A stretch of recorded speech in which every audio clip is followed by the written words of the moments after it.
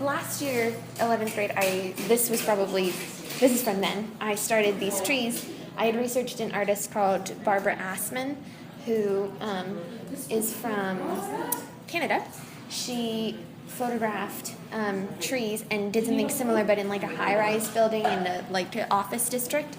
And so you would have the skyline of all the big office buildings behind, but then you had the trees, and she tinted the pictures green and blue. And I thought it would be really cool to try something of that nature, so I photographed trees that were just in my yard. It was winter, obviously, and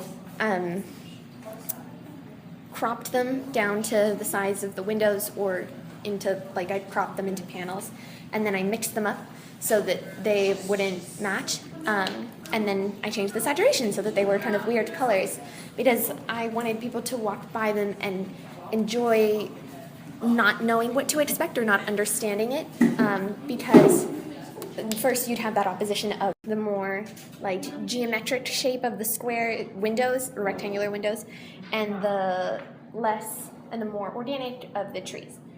And then as another surprise, you have the really bright colors, because you don't normally see pink and turquoises and oranges on windows. So that was just another kind of thing that I tried. And then I kept going. I researched an artist called Mary Temple, who she would take windowless rooms, and she would imagine, say, where a window was, at what time light would be coming through it, and then she'd imagine a scene outside of it. So she'd paint a scene that wasn't really there into a window that wasn't really there. So you'd walk into a room and you'd think it was full of light, even if it wasn't.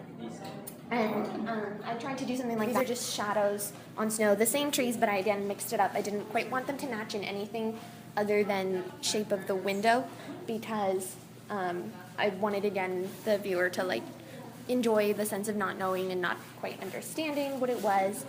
And then I came back over here with a totally different project, which was portraits. I meant to do my entire art class, but it didn't end up working out because I just didn't have time. I didn't have enough paper.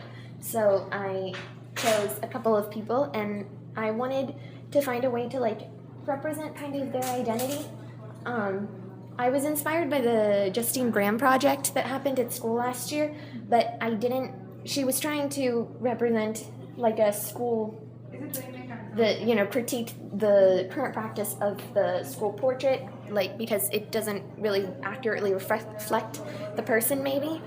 And I thought it was a really interesting idea. However, I didn't feel like the project went as far as it could. Not, I don't mean that meanly or anything like that, just I didn't personally get it. So I tried to do the same thing.